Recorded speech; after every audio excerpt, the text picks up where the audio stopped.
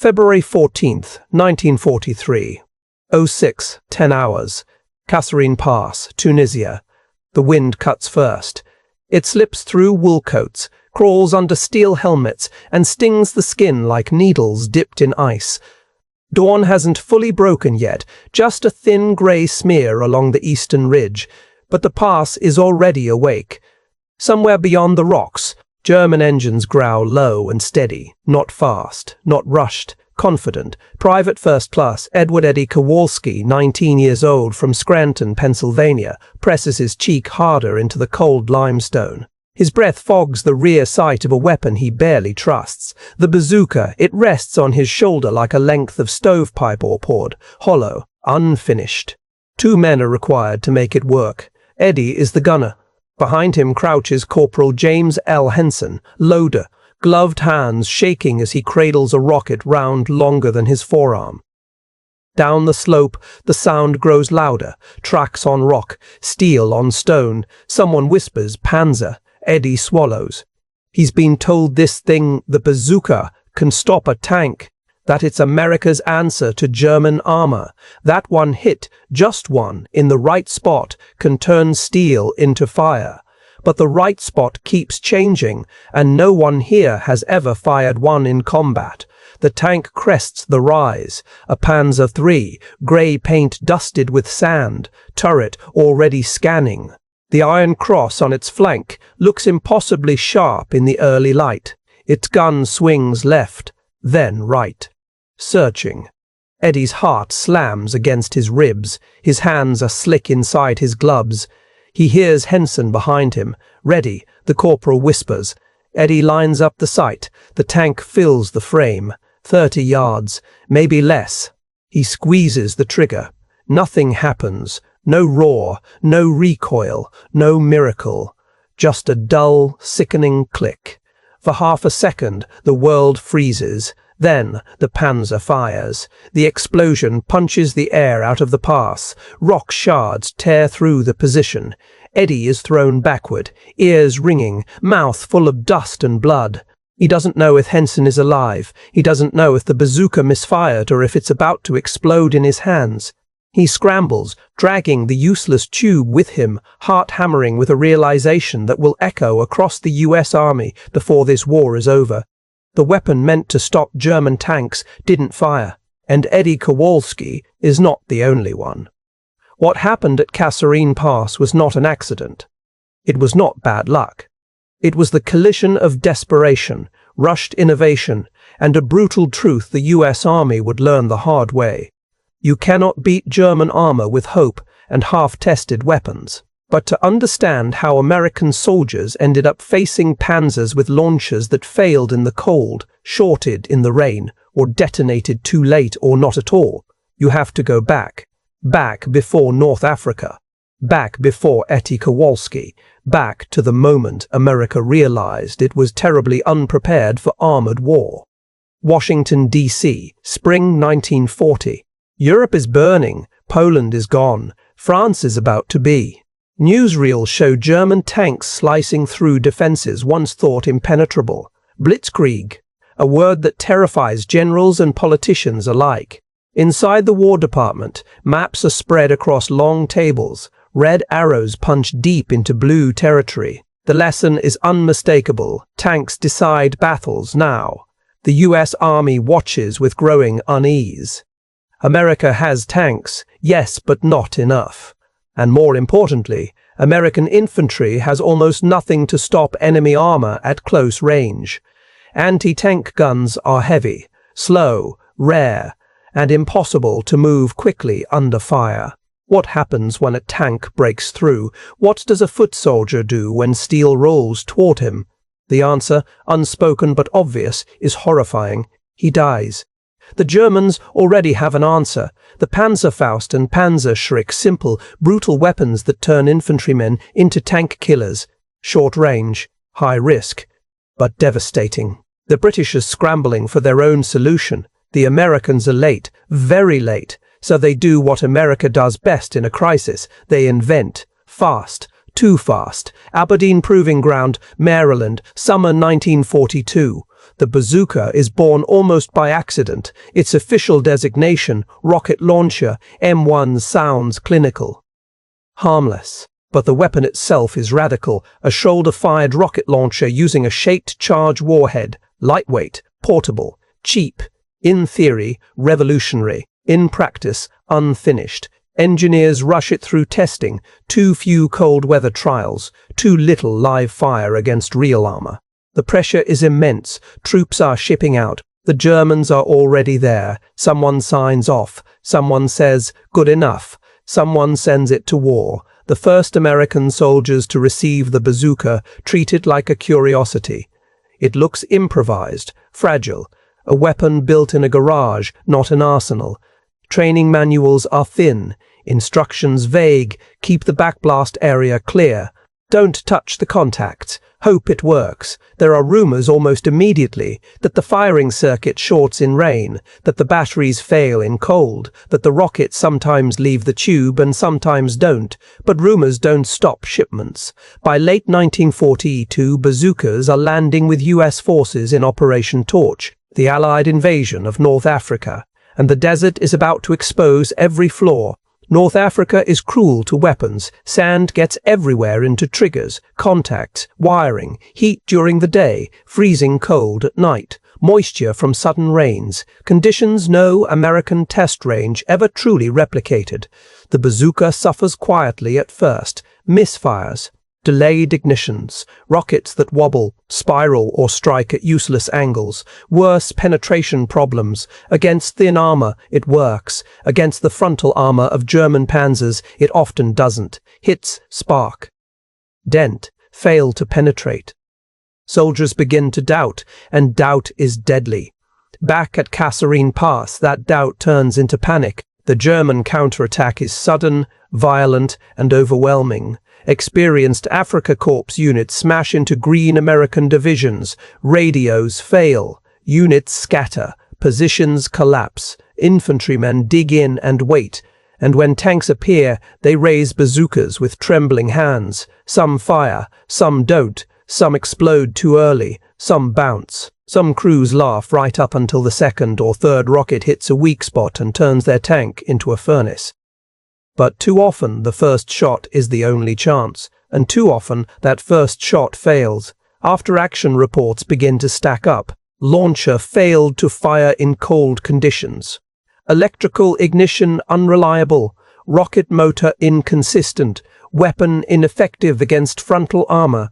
The words are polite, clinical. The reality is blood. Men killed because a weapon promised salvation and delivered silence. Eddie Kowalski survives Kasserine Pass. Barely. He is evacuated with shrapnel wounds and mild concussion. In a field hospital, he keeps replaying the moment in his head. The trigger squeeze, the click. He asks a medic, "Was it me?" The medic shakes his head. "No," he says, "happened to a lot of guys." That answer doesn't bring comfort. It brings anger. Back in Washington, that anger finally reaches the right desks. Reports from Tunisia cannot be ignored. Too many failures, too many dead. The bazooka is not scrapped, but it is no longer trusted. Engineers are ordered to fix it, fast. But the war won't wait, and somewhere, in Italy, in France, in the hedgerows yet to come, American infantry will again face German tanks still carrying bazookas, still trusting that this time the weapon will work. The question is no longer whether the bazooka can kill a tank. The question is far worse, how many soldiers will die before it finally does? March 3rd, 1943, 22:40 hours. Oran Harbour, Algeria. The crates come ashore under blackout conditions, no lights, no ceremony, just a dull thud of wood on concrete and the hiss of whispered orders. Stenciled on the side of each box is a name that already carries a reputation it hasn't earned yet. Bazooka, rocket a launcher, M1 Sergeant Arthur Delgado, Ordnance Section. Runs a crowbar under the lid of one crate and pries it open. Inside steel tubes wrapped in cosmoline, wiring harnesses coiled like exposed nerves, and small cardboard boxes holding rockets that smell faintly of chemicals and oil. He exhales through his nose. "These better be the new ones," he mutters. They aren't. By early 1943, the US Army knows the bazooka is failing, but knowing and fixing are two very different things in wartime. Redesigns are underway back home. New ignition systems, better rockets, stronger warheads. But the Atlantic is wide, shipping space is tight, and men are dying now. So units in North Africa, Sicily, and soon Italy receive a strange mix of old and new prototype fixes applied unevenly, replacement parts that don't quite fit, field modifications improvised by soldiers who shouldn't have to be inventors, electrical contacts are taped, wires are insulated with chewing gum wrappers, battery packs are kept warm inside jackets before combat. Infantrymen learn tricks, superstitions, and still, when tanks come, they wonder if this time the trigger will bring fire or silence. April 10th, 1943. Jebel Jaffa, Tunisia. Private Lenny Rousseau, lies belly down in mud that smells like rot and cordite. Rain has turned the ground into a sucking swamp. Somewhere ahead, a German armored patrol is probing the line. Lenny is the assistant gunner. His job is to load the rocket and pray. The bazooka team beside him whispers, "Contacts clean, battery warm, backblast clear." The checklist sounds more like a ritual. The tank emerges from the mist, another Panzer III, turret commander half exposed, binoculars up. The engine's rumble vibrates through the ground, through Lenny's ribs. "Fire," the squad leader whispers. The gunner squeezes. This time it works. The rocket roars out of the tube in a sheet of flame, slamming into the tank's side. The shaped charge detonates with a sharp crack, punching through armor. Fire blossoms. The Panzer lurches, then stops. Cheers erupt. For a moment, just a moment, the bazooka redeems itself. But redemption in war is never permanent. For every success, there are still failures. A rocket that detonates too early, killing its own crew. A warhead that shatters against sloped armor. A launcher that shorts out in rain. The Germans notice. Tank commanders begin angling their armor, advancing aggressively to close distance. Infantry screens thicken. Machine guns rake likely firing positions the moment a bazooka flash appears. Bazooka teams become targets, priority targets. The weapon's limitations are now painfully clear. Range is short, dangerously short. 30 to 50 yards if you're lucky. Against a moving tank, under fire, that distance feels like nothing at all. To use a bazooka, a man must stand up, must aim, must expose himself. And German gunners are very, very fast. Back in the United States, the engineers work frantically. The M1A1 variant is rushed into production. The electrical firing system is simplified, the safety interlocks reduced, the launcher shortened. The hope is reliability. But there's a trade-off. Accuracy suffers, safety margins shrink. Misfires turn into premature detonations. The weapon is becoming deadlier, but not always to the enemy. July 10th, 1943, Operation Husky, Sicily. The invasion beaches are chaos. Landing craft grind onto sand under fire. Men spill out into surf stained red. Smoke drifts low. Somewhere inland, German and Italian armor waits. Private Joseph "Joey" Mancini, 20 years old, Brooklyn, carries a bazooka over his shoulder as he runs past burning vehicles and shouting officers. He's been trained, barely. Fired the weapon twice in practice, never at a real tank. A Panzer IV rolls into view near a stone farmhouse, cannon already searching the beachhead. Joey's squad hits the dirt. "You're up," someone yells. Joey doesn't answer. He crawls forward, heart pounding, mouth dry. The bazooka feels heavier now than it ever did on the range. He rises, sights trembling, he fires. The rocket leaves the tube and detonates 5 feet in front of him. The blast lifts Joey off his feet. Shrapnel tears through his legs. He screams, hands clawing at the sand, staring at the mangled remains of the weapon that was supposed to save him. The tank never even notices. Medics drag Joey back as the beach erupts in fire. Later, an officer will write, "Rocket malfunction, probable defective fuse," another neat sentence, another broken body. By late 1943, the bazooka's reputation is split. Some call it a lifesaver, others call it a death trap. Commanders argue, ordnance officers debate, infantrymen adapt. They stop aiming for frontal armor. They wait for side shots. They ambush from rubble, from windows, from ditches. They learn the sound of German engines by heart. They learn patience. And still, they fear the trigger. The Germans, meanwhile, are evolving faster. New tanks appear, the Panther, the Tiger, thicker armor, the Panther, the Tiger, sloped steel, front plates the bazooka cannot reliably penetrate. When American troops first encounter Tigers in Tunisia, bazooka rockets spark harmlessly against their hulls. Crews inside barely feel the impact. Tankers grin, infantrymen break. December 16, 1943, near San Pietro, Italy. Snow falls thick and silent. The mountains loom dark. The cold is vicious, worse than North Africa, worse than Sicily. Bazooka batteries die within minutes if left exposed. Sergeant William Red Collins stuffs spare batteries inside his jacket next to his skin. His chest burns with cold and sweat. His breath fogs the night. A German tank crawls up the road, exhaust steaming. Red signals his team forward. He knows the drill. Get close. Too close. He fires. The rocket strikes the Tiger's sight angles wrong. It detonates but fails to penetrate. The tank stops. The turret rotates. The machine gun opens up. Red never makes it back to cover. After the fight, survivors gather what remains. The bazooka lies abandoned in the snow, scorched and bent. Someone kicks it. Useless, he says, but no one throws it away, because useless is still better than nothing.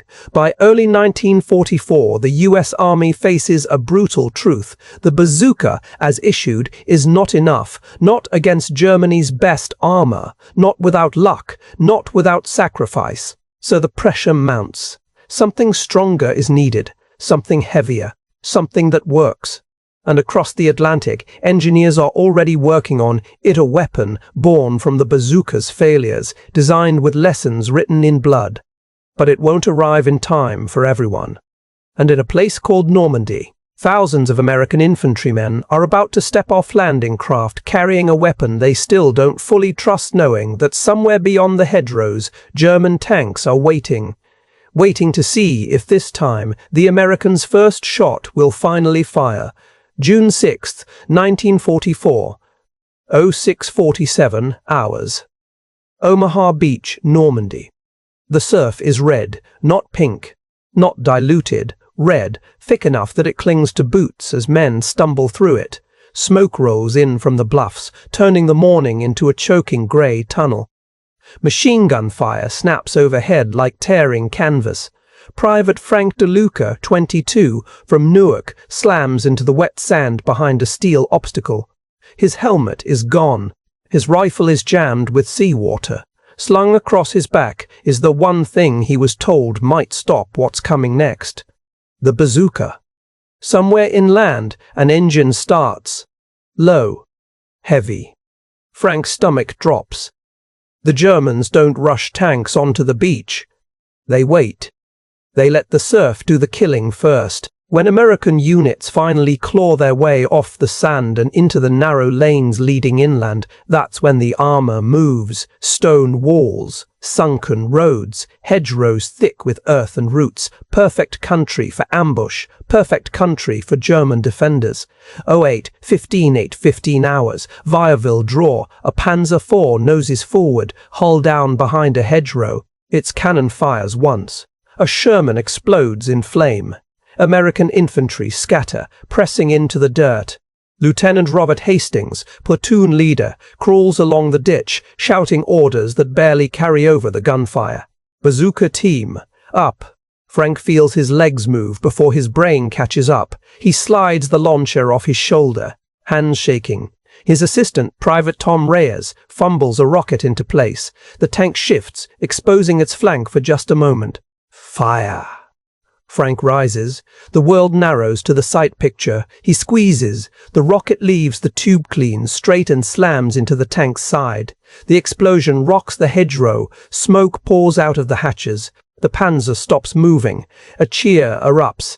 This time, the bazooka works. This time. By the end of D-Day, bazooka teams across Normandy will claim dozens of kills, not because the weapon has suddenly become perfect, but because desperation sharpens skill. American infantry adapt brutally fast. They learn to stalk tanks like prey. They use smoke. They bait armor into narrow lanes. They fire at point-blank range, sometimes from less than 10 yards. They aim for tracks, for rear engine decks, for vision ports. They learn where German armor is weakest, and they learn where the bazooka lies. But Normandy reveals another truth. Even when the bazooka lies, but Normandy reveals another truth. Even when it hits, it is often not enough. June 14th, 1944, near Carentan. A Panther rolls into view, angular and massive. Its frontal armor is sloped like a shield, designed to deflect exactly the kind of weapon Frank DeLuca carries. 2 bazooka teams fire. Both rockets strike. Both fail to penetrate. The Panther responds with a single shot. A farmhouse disappears. Reports flood in. Weapon ineffective against Panther frontal armor. Multiple hits required. Close-range flank shots necessary. Infantrymen are being asked to perform miracles under fire, and sometimes they do. But miracles don't scale. The psychological toll grows. Bazooka men know they are hunted. German infantry watch for the telltale flash, the smoke trail. Snipers target launcher teams first. Mortars bracket suspected firing points. Carrying a bazooka becomes a mark. Men trade weapons, swap duties, fake injuries. Some volunteer anyway. Because if not them, then who? Behind the lines, ordnance officers inspect recovered launchers, bent tubes, burned contacts, improvise repairs using wire, tape, scavenged parts. The bazooka is no longer a standardized weapon. It's a survivor's tool. July 1944. The bocage. The hedgerows are hell. Tanks appear at distances measured in feet, not yards. Every bend in the road is a potential death trap. German armor works in concert with infantry, overlapping fields of fire. Bazooka teams move with squads, always forward, always vulnerable. Private Harold Hal Mercer, Ohio farm boy, fires 3 rockets at a Panzer IV in rapid succession. The first misfires, the second strikes but fails to penetrate. The third finally ignites fuel. Hal doesn't cheer, he vomits. At night, men talk. About how the Germans seem invincible, about how the bazooka sometimes feels like a coin toss, about rumors of a new launcher bigger, heavier, deadlier. They call it the Super Bazooka. No one has seen one yet. August 7, 1944, near Mortain. German forces counterattack in force. Tanks surge forward, engines roaring, intent on cutting off American advances. Bazooka teams scramble into position, firing from ditches and tree lines. Some stop tanks, some don't. The ground is littered with burned-out vehicles and bodies, American and German alike. Victory comes, but at a price. By the time Paris is liberated, the bazooka has become both symbol and question mark. It has saved lives. It has failed others. It has forced infantrymen to stare down steel with nothing but nerve and a thin metal tube. And still, the war goes on.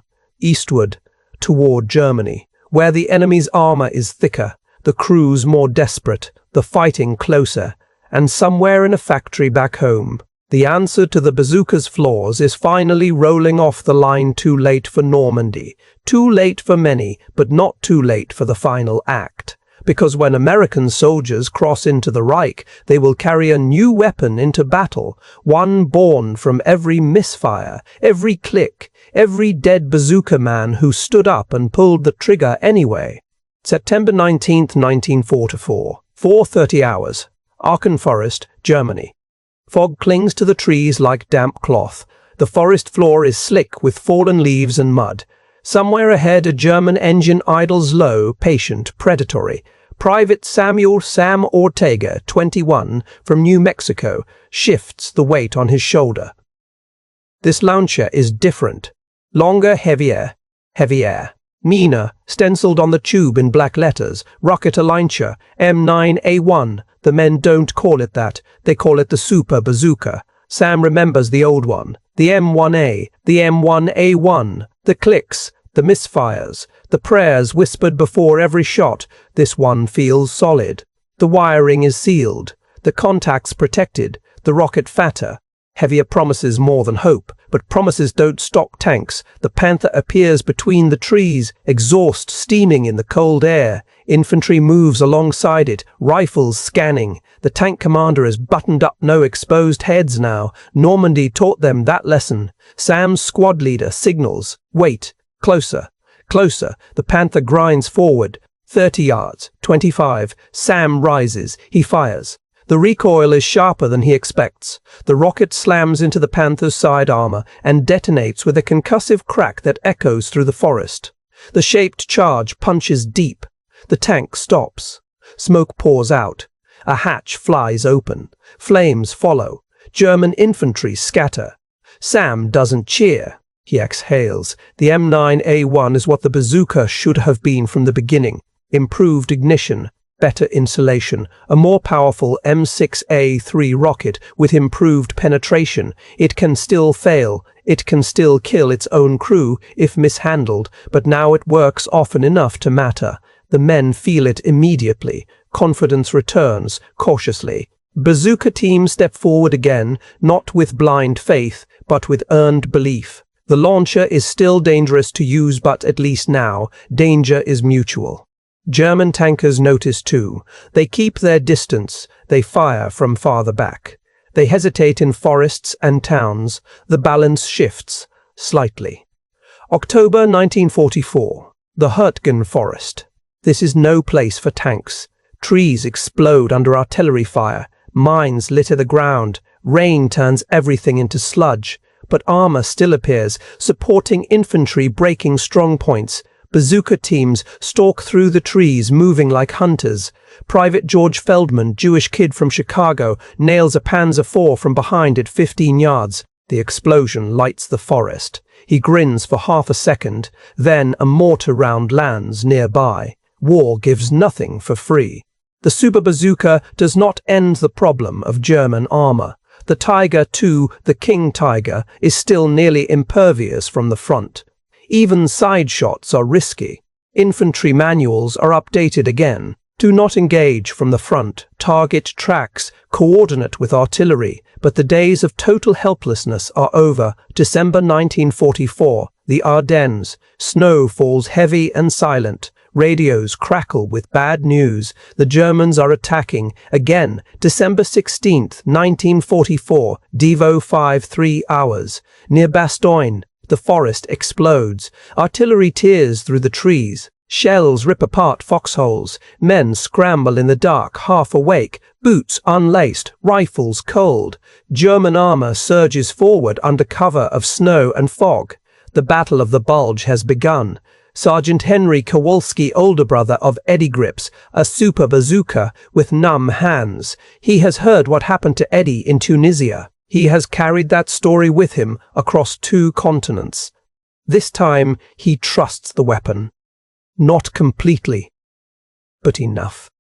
A Panzer IV emerges from the fog, headlights off, engine roaring. Henry waits until he can see the bolts on the track. He fires. The rocket hits. The tank burns. Across the Ardennes, bazooka teams fight in brutal, close-range engagements. Snow muffles sound. Visibility is poor. Tanks appear suddenly, terrifyingly close. The Super Bazooka saves lives. It also takes them. Some launches still misfire in extreme cold. Some rockets still misfire in extreme cold. Some rockets still fail. But now, failure is the exception, not the rule. By January 1945, the German offensive is spent. Wrecked tanks line frozen roads. American infantry advance east. March 1945. Cologne. A Super Bazooka team ambushes a Panther at an intersection.